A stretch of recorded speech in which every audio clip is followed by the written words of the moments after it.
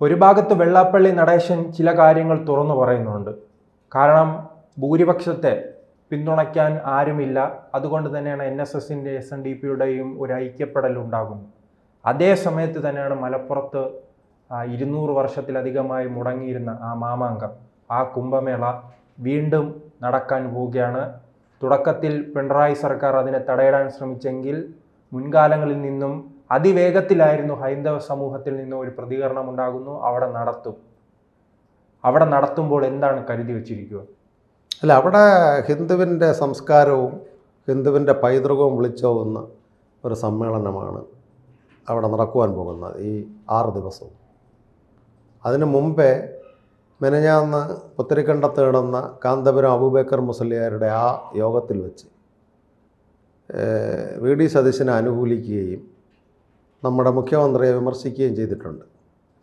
സംഭവം ഈ കഴിഞ്ഞ പ്രാവശ്യം തിരഞ്ഞെടുപ്പിൽ ഇടതുപക്ഷത്തിൻ്റെ കൂടെ നിന്നിട്ട് സഹായങ്ങൾ കിട്ടിയിട്ടില്ല എന്നുള്ള ഒരു പ്രവണതയിലാണ് ഇപ്പോഴും പുത്തരിക്കണ്ടത്ത് നടന്ന ആ കാന്തപുരം വിഭാഗത്തിൻ്റെ ഒരു വിലയിരുത്തൽ. അതുകൊണ്ടാണ് അടുത്ത് UDF വരണം, UDF വന്നാലേ അവർക്ക് ആനുകൂല്യങ്ങൾ കിട്ടുകയുള്ളൂ. എന്നിട്ട് അദ്ദേഹം വ്യക്തമായിട്ട് പറഞ്ഞത് കോൺഗ്രസിൻ്റെ തീരുമാനങ്ങൾ അല്ല, ഇവിടെ മുഖ്യമന്ത്രി ആരാകണമെന്ന് കാന്തപുരം തങ്ങൾ തീരുമാനിക്കുമെന്നുള്ളൊരു ധ്വനിയിലാണ് VD സതീശനെ പുകഴ്ത്തിയത്. അപ്പോൾ ആ ഒരു പുകഴ്ത്തൽ വന്നതുകൊണ്ടാണ് അടുത്ത് പച്ച മന്ത്രിസഭ വരുമെന്നുള്ളത് കൊണ്ട് SNDP NSS ഒന്നിക്കണമെന്ന് ബഹുമാനപ്പെട്ട വെള്ളാപ്പള്ളിയും ബഹുമാനപ്പെട്ട സുമാരൻ നായർ സാറും ഒരു തീരുമാനത്തിലേക്ക് പോകാൻ പോകുന്നതെന്നാണ് ഒരു നിഗമനം. നമ്മളിവിടെ മതേതര ജനാധിപത്യ ഗവൺമെൻറ്റിനെതിരെ അല്ല, ഈ വെള്ളാപ്പള്ളി തന്നെ വിമർശിക്കുന്നത് മലപ്പുറത്തെയാണ്. അതെ, ആ മലപ്പുറത്ത് വെച്ചാണ് ഈ തിരുനാവ് സമ്മേളനം ആദ്യമായിട്ട് ഏകദേശം ഒരു മുടങ്ങിയിട്ട് 100-130 വർഷം ആയെന്ന് തോന്നുന്നു. പക്ഷേ ആചാര അനുഷ്ഠാനങ്ങളെന്നുള്ള നിലയിൽ അവിടെ ഹോമങ്ങളും പിതൃകർമ്മങ്ങളും തിരുനാവായി ആറ്റിൻ്റെ കരയിലും ക്ഷേത്രത്തിലും നടക്കുന്നുണ്ട്. പതിവുകൾ ഒന്നും അവിടെ തെറ്റിക്കാറില്ല.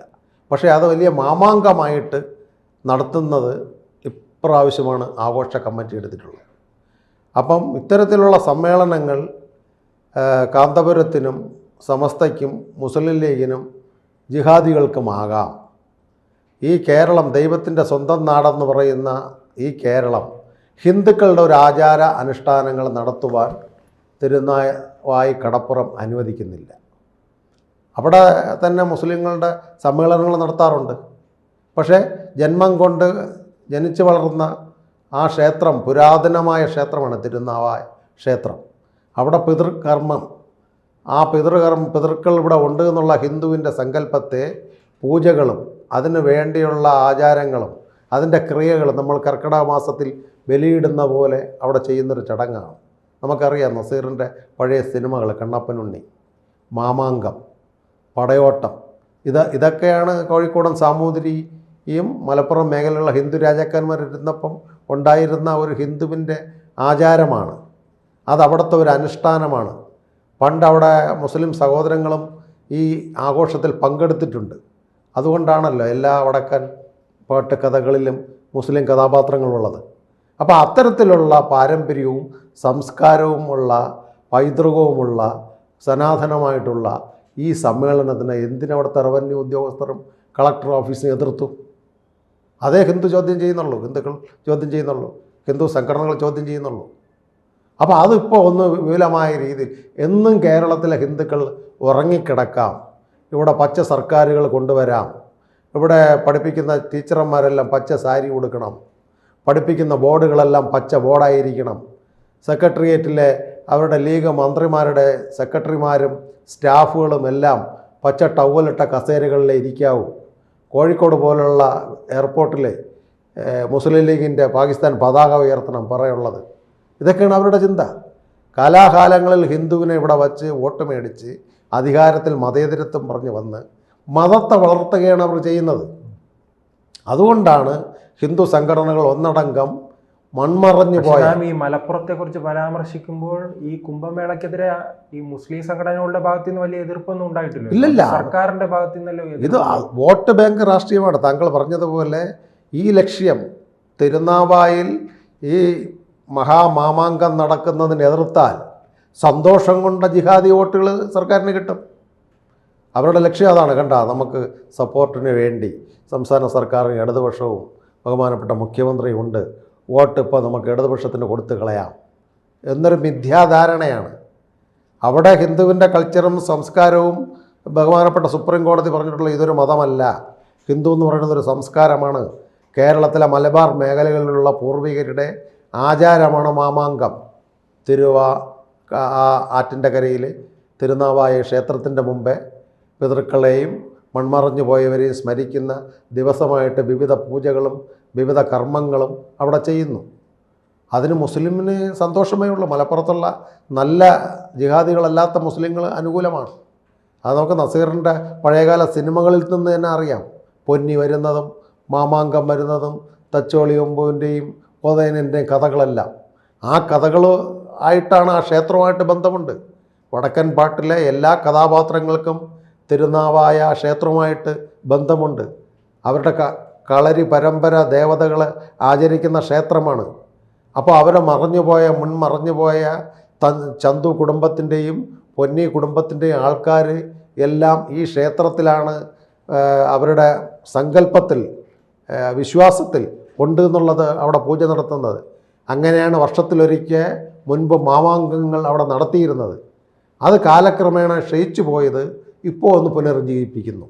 മലപ്പുറം മേഖലകളിലും കോഴിക്കോടും കണ്ണൂരും തലശ്ശേരിയിലുമെല്ലാം ഹിന്ദു ജനത ഒന്നാകുന്നു എന്നൊരു സങ്കടം വന്നപ്പോൾ ഇവിടുത്തെ ഇടതുപക്ഷങ്ങൾക്ക് ഹാലിളകി. അല്ല, മലപ്പുറത്ത് നടക്കുന്ന ഈ കുംഭമേളയിലൂടെ തന്നെ കേരളത്തിൽ ഒരു ഹൈന്ദവ നവോത്ഥാനം ഉണ്ടാകും, ഹൈന്ദവ ഉണർവ് ഉണ്ടാകുമെന്ന് ഹിന്ദു സംഘടനകൾ വിശ്വസിക്കുന്നുണ്ടോ? തീർച്ചയായിട്ടും വിശ്വസിക്കുന്നു. ഇവിടെ ഒരു ഹിന്ദു ഉണർവുള്ളത് കൊണ്ടാണ് തിരുവനന്തപുരം പോലുള്ള തദ്ദേശ തെരഞ്ഞെടുപ്പിൽ മേയർ വന്നത്. പല കമ്മ്യൂണിസ്റ്റ് കോട്ട കൊത്തളങ്ങളായ ആലപ്പുഴയിൽ 8 പഞ്ചായത്ത് ഭരിക്കുന്നത്. അല്ല, തിരുവനന്തപുരത്ത് ന്യൂനപക്ഷത്തിന് വലിയ രീതിയിൽ വോട്ട് കിട്ടിയിട്ടില്ലേ? ക്രൈസ്തവ ന്യൂനപക്ഷത്തിന് ഉണ്ട്. കാരണം അതിന് നമുക്ക് വെങ്ങാനൂർ തെരഞ്ഞെടുപ്പിന് ഉദാഹരണമാണ്. അവിടെ 2 സ്ഥാനാർത്ഥിയെ ഹിന്ദുവിനുള്ളൂ. അവിടെ മൊത്തം 8 വിഴിഞ്ഞത്ത് ഇപ്പോൾ നടന്ന ഉപതെരഞ്ഞെടുപ്പിൽ എന്താ? ഇവിടെ ഹിന്ദു സംഘടിച്ചെന്നുള്ളതുകൊണ്ട് മേയർ വന്നതുകൊണ്ടാണല്ലോ ഹിന്ദുവിന് വരേണ്ട മൊത്തത്തിൽ മതേതര വോട്ടെല്ലാം കൂടി ഒരു ബോക്സിനകത്ത് അവിടെ പോയത്. കോൺഗ്രസ് എന്ന് പറയുന്ന സ്ഥാനം അല്ല, അത് ഈ വെള്ളാപ്പള്ളി പറയുന്ന രീതിയിലേക്കാണോ ചേട്ടൻ എത്തുന്നത്? നായാടി മുതൽ നസ്രാണി വരെയുള്ള ഒരു അല്ല, അത് വിഴിഞ്ഞത്ത് ഉൾപ്പെടെ ഉണ്ടായെന്ന് വിശ്വസിക്കുന്നു. നായാടി മുതൽ നമ്പൂതിരി വരെ ഉള്ളവർ ഒന്നിക്കണം, നസ്രാണി വരെ ഉള്ളവർ ഒന്നിച്ചു. ഇപ്പം ഹിന്ദു ആയിട്ടുള്ള CPMകാർ വോട്ട് മാറി ചെയ്യത്തില്ല. മറ്റ് സഹോദരങ്ങളാരും വോട്ട് മാറി ചെയ്യില്ല. അവർ വിശ്വസിക്കുന്ന പ്രസ്ഥാനം മുറുകെ പിടിച്ച് വോട്ട് ചെയ്യും. BJP ആണെങ്കിൽ BJP, കോൺഗ്രസ് എങ്കിൽ കോൺഗ്രസ്, കമ്മ്യൂണിസ്റ്റ് എങ്കിൽ കമ്മ്യൂണിസ്റ്റ്. മറ്റുള്ളവർ അതല്ല. അവരുടെ മത സ്ഥാപനത്തിൽ നിന്നുള്ള ലഘുലേഖകൾ വായിക്കുമ്പോൾ വോട്ട് പോകും. അവരുടെ മത പള്ളിയിൽ നിന്ന് വരുന്ന ആജ്ഞ അനുസരിച്ച് നമ്മൾ ഒന്നിക്കണം. അവിടെ BJPയോ കോൺഗ്രസ്സോ കമ്മ്യൂണിസ്റ്റോ അല്ല, നമ്മുടെ ആവശ്യങ്ങൾക്ക് വേണ്ടി സ്ഥാനാർത്ഥിക്ക് വോട്ട് കൊടുക്കുക. ആ ഒരു വോട്ട് കൺസോളിഡേഷൻ അസംബ്ലി തിരഞ്ഞെടുപ്പിൽ വരും എന്നുള്ളത് കൊണ്ടാണ് വെള്ളാപ്പള്ളി സുകുമാരൻ നായർ ഇത്തരത്തിലുള്ള സംവാദത്തിലേക്ക് ഇറങ്ങുവാൻ കാര്യം. കാരണം ആനുകൂല്യങ്ങൾ കംപ്ലീറ്റ് കൊണ്ടുപോകുന്നത് ന്യൂനപക്ഷങ്ങളുടെ പേര് പറഞ്ഞ് അവരാണ്. ഭൂരിപക്ഷം എന്ന് പറയുന്ന ഹിന്ദു കേരളത്തിൽ ഇന്ന് ന്യൂനപക്ഷമാണ്. പക്ഷേ അവരുടെ വിദ്യാഭ്യാസ ആനുകൂല്യങ്ങളോ മറ്റ് സാമ്പത്തിക ആനുകൂല്യങ്ങളോ ഒന്നും കിട്ടുന്നില്ല. ഒരു ഇടത്തരത്തിലുള്ള ആൾക്കാരായിട്ടുള്ള ഹിന്ദുക്കൾ ഇന്നും ആനുകൂല്യങ്ങളില്ല. ചില സർക്കാർ ജോലിയിൽ പെൻഷൻ കിട്ടുന്നതല്ലാതെ ഏറ്റവും പൂവറായിട്ടുള്ളവർക്ക് ഗവൺമെൻറ് ആനുകൂല്യങ്ങളുണ്ട്. ഏറ്റവും മുകൾത്തട്ടിലുള്ളവർക്ക് സാമ്പത്തിക വരുമാനമുണ്ട്. ഇതിൻ്റെ ഇടയിൽ മിഡിലായിട്ടുള്ള ഹിന്ദുക്കൾക്കിന്ന് ഒട്ടും വരുമാനമില്ല. അതേസമയം ന്യൂനപക്ഷങ്ങളെന്ന് പറഞ്ഞ് ഉണ്ട് എങ്കിൽ അവർക്ക് സ്കൂളുകളിൽ ആനുകൂല്യം, മക്കൾ ഗൾഫിലായിരിക്കും, ഭർത്താവ് ഗൾഫിലായിരിക്കും, ഭാര്യയ്ക്ക് ഇവിടെ സർക്കാർ ജോലിയുണ്ട്. എന്നാലും +1 +2 പഠിക്കുന്ന മുസ്ലിം വിദ്യാർത്ഥികൾക്ക് ഗവൺമെൻറ്റിൽ നിന്ന് സ്കോളർഷിപ്പുകളുണ്ട്, പഠിക്കുവാൻ ആനുകൂല്യങ്ങളുണ്ട്. ഹിന്ദുവിനതില്ല. അപ്പോൾ അത്തരത്തിലുള്ള ഗവൺമെൻറ് ആനുകൂല്യങ്ങൾ നിഷേധിക്കുന്നു എന്ന് കേരളത്തിലെ ഹിന്ദുക്കൾക്ക് മനസ്സിലായി. കേരളം ഹിന്ദു ന്യൂനപക്ഷമായി വരുന്നത് കൊണ്ട് ആനുകൂല്യങ്ങൾ നിഷേധിക്കുന്നു. അപ്പോൾ കേരളത്തിലെ ആചാരാനുഷ്ഠാനങ്ങളായ തിരുനാവായ് പോലുള്ള ഉത്സവങ്ങളെ സംഘടിക്കുന്നത് കൊണ്ട് സർക്കാരിൻ്റെ ഓഫീസർമാർ എതിർക്കുന്നു. അവിടെ ഇപ്പോൾ മാരാമൺ കൺവെൻഷൻ വരുന്നു, ഒരു ഹിന്ദുക്കൾ എതിർക്കാറില്ലല്ലോ. പമ്പയുടെ ശബരിമല ശ്രീധർമ്മ ശാസ്താവിൻ്റെ പമ്പ മണപ്പുറത്ത് വെച്ചല്ലേ അത് നടത്തുന്നത്. ഈ തിരുനാവായിൽ വെച്ച് തന്നെ സുന്നികളുടെ സമ്മേളനം നടന്നിട്ടുണ്ട്, ഹുറിയത്തിൻ്റെ സമ്മേളനം നടക്കുന്നു, സിയ വിഭാഗത്തിൻ്റെ സമ്മേളനങ്ങൾ നടക്കുന്നു. ഹിന്ദുക്കൾ എതിർക്കുന്നില്ല. പക്ഷേ ഹിന്ദുവിൻ്റെ ഒരു സമ്മേളനം തിരുനാവായിൽ ആ ആറ്റിൻ്റെ കരയിൽ വരുമ്പോൾ, ഭാരതപ്പുഴയുടെ കരയിൽ വരുമ്പോൾ, ആ ഭാരതപ്പുഴ എന്ന് പറയുന്നത് തന്നെ ഒരു ഭാരതീയ സങ്കല്പങ്ങളാണ്. അതിനെ ഇവർ എതിർക്കേണ്ട കാര്യമെന്തോന്നാണ്? ഒരു മതേതര ജനാധിപത്യ സോഷ്യലിസ്റ്റ് ഇടതുപക്ഷ സർക്കാരിനെ എല്ലാ മതങ്ങളെയും തുല്യ രീതിയിലല്ലേ കാണേണ്ടത്? അപ്പോൾ ഇത് നൂറ്റാണ്ടുകൾക്കപ്പുറം കോഴിക്കോട് സാമൂതിരിയും അതുപോലെ തന്നെ തൃശ്ശൂർ ശക്തൻ തമ്പുരാൻ രാജകുടുംബങ്ങളും അവിടുത്തെ മലപ്പുറത്തുള്ള താനൂരിലുള്ള ആൾക്കാരും ഒരു മതസൗഹാർദ്ദത്തിൻ്റെ മകുടോദാഹരണമാണ് തിരുനാവായിൽ നടക്കുന്ന മാമാങ്കം.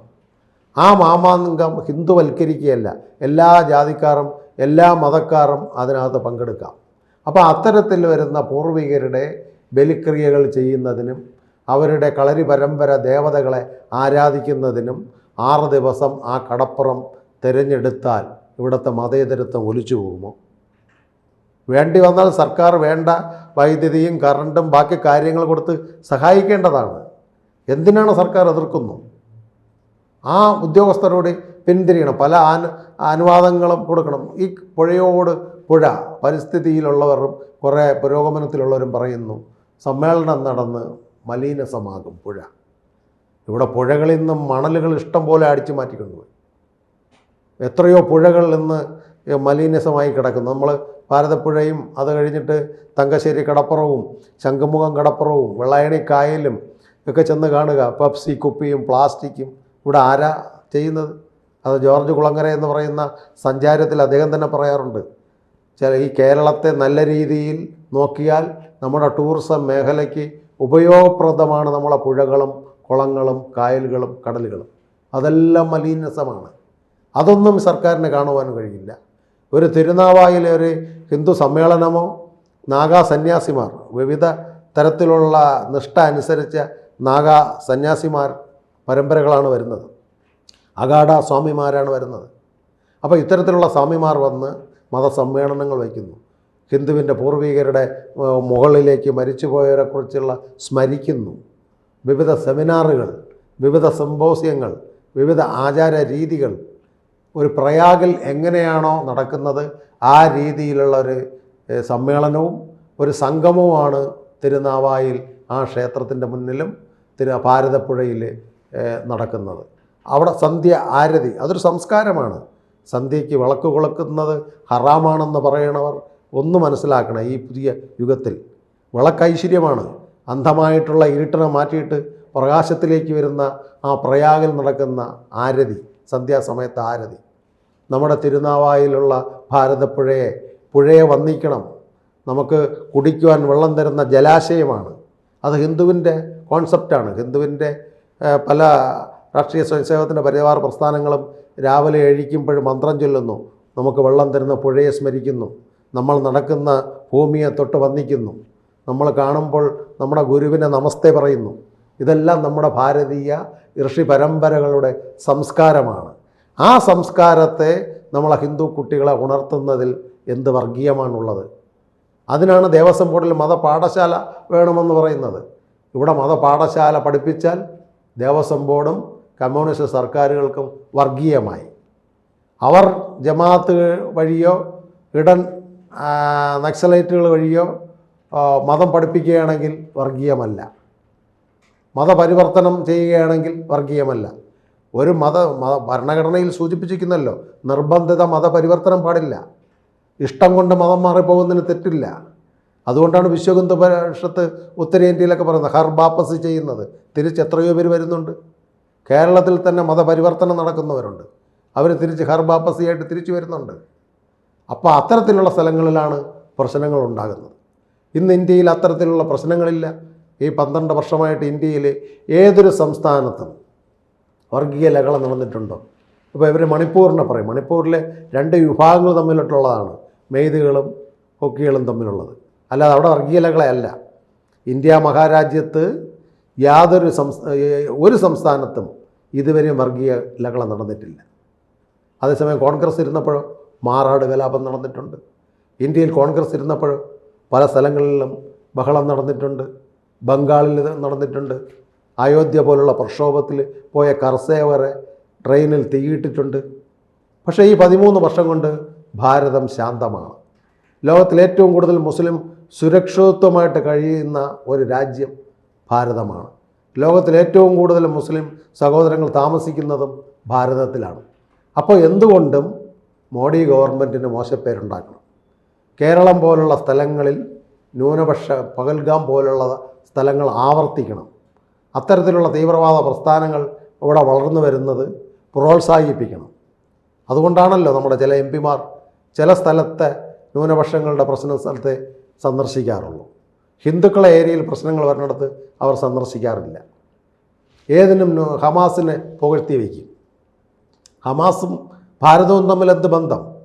ഹമാസിൽ നടന്നിട്ട് അല്ലെങ്കിൽ ഇപ്പോൾ നടന്ന ആ സ്ഥലം അവിടെ ഇപ്പോൾ ഒരു പ്രശ്നം നടന്നത്, ആ സ്ഥലത്ത് വേണ്ടി ഇവിടെയുള്ളവർ മെഴുകുതിരികൾ കത്തിക്കുന്നു, പ്രാർത്ഥിക്കുന്നു. ഇവിടെ തിരഞ്ഞെടുപ്പ് നടക്കുന്ന ഗാസയെക്കുറിച്ച് പ്രതിപാദിക്കുന്നു. ഇലക്ഷൻ ഒരു കാലത്ത് ഇവിടെ നടന്നപ്പോൾ സദാം ഹുസൈനായിരുന്നു ഇവിടെ അവരുടെ നേതാവ്. അവരുടെ നേതാവ് EMSO AKGയോ ഒന്നും അല്ലായിരുന്നു. സദാം ഹുസൈന് വേണ്ടി ഇവിടെ വോട്ട് പിടിച്ചു. ഹാസയ്ക്ക് വേണ്ടി മെഴുകുതിരി കത്തിക്കുന്നു. അപ്പോൾ ഇത്തരത്തിലുള്ള കാര്യങ്ങളാണ് അവിടെ പ്രീണന രാഷ്ട്രീയം എന്ന് പറയുന്നത്. ശരിക്കും മതേതരത്വ ജനാധിപത്യമല്ല, മതാധിപത്യമാണ്. അതുകൊണ്ടാണ് മതങ്ങൾ നോക്കി സ്ഥാനാർത്ഥി അവർ നിർത്തുന്നു. ഭാരതീയ ജനതാ പാർട്ടി അത് നോക്കി നിർത്താറില്ലല്ലോ. ജനറലായിട്ട് എല്ലായിടവും സ്ഥാനാർത്ഥി നിർത്തും. ഭാരതത്തിൽ മുസ്ലിങ്ങളും ജനങ്ങളോടൊപ്പമാണ്. കേരളത്തിലും മുസ്ലിങ്ങളും ഭാരതീയ ജനതാ പാർട്ടിക്കൊപ്പമാണ്. അതുകൊണ്ടാണ് കാസർഗോഡ്, കണ്ണൂർ കണ്ടില്ലേ, ഒരു വാർഡിൽ മുസ്ലിം സഹോദരി ജയിച്ചു. നിരവധി മുസ്ലിം പ്രവർത്തകർ BJPക്കുണ്ട്. BJPയുടെ തത്വസംഹിതയിലോ പ്രകടന പത്രികയിലോ ഒന്നും മതം സൂചിപ്പിക്കാറില്ല. ആരോടുമില്ല പ്രകടനം, എല്ലാവരോടും തുല്യനീതി. അവരുടെ ഭരണഘടന എങ്ങനെയാണ്? ഇൻഡോഗ്രൽ ഹ്യൂമണിസം. കമ്മ്യൂണിസം ദാസ് ക്യാപിറ്റൽ പോലത്തെ ഗ്രന്ഥമല്ല. അതിനകത്ത് പറയുന്ന മതം മനുഷ്യനെ മയക്കുന്ന കറുപ്പ്. ഇതിനകത്ത് ദീനദയാൽ ഉപാധ്യായ ഏകാത്മ മാനവ ദർശനത്തിൽ പറയുന്നത് എന്താണ്? നമ്മുടെ ജീവിത ദർശനം ഗീതയിൽ കൂടിയാണെങ്കിൽ മാത്രം, ഭക്തിയിൽ കൂടി മാത്രമാണെങ്കിൽ ആ കുടുംബം സമ്പുഷ്ടമാകും എന്നാണ് നമ്മുടെ ഭാരതീയ ജനതാ പാർട്ടിയുടെ ബേസിക് ഫിലോസഫി ആയിട്ടുള്ള ഏകാത്മ മാനവവാദത്തിൽ പറയുന്നത്. കമ്മ്യൂണിസ്റ്റ് ദാസ് ക്യാപിറ്റൽ പറയുന്നത് മതം മനുഷ്യനെ മയക്കുന്ന കറുപ്പാണ്. അപ്പോൾ ഇതാണ് ജനത സ്വീകരിച്ചിരിക്കുന്നത്. കേരളത്തിലുള്ള ബഹുഭൂരിപക്ഷം വരുന്ന മുസ്ലിം സഹോദരന്മാർക്കും അറിയാം BJP ഗവൺമെൻറ് കൊണ്ട് അവർക്കൊരു ദോഷവുമില്ല എന്ന്.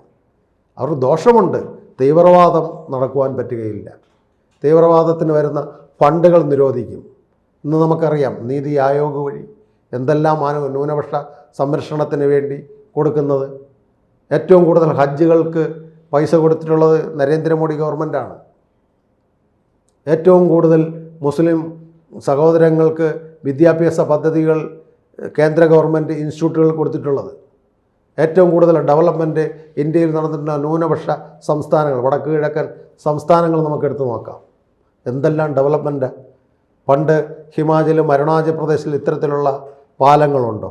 ലോകത്തിലെ ഏറ്റവും വലിയ തൂക്കുപാലം എന്ന് പറയുന്നത് ഇന്ന് ഭാരതത്തിലാണ്.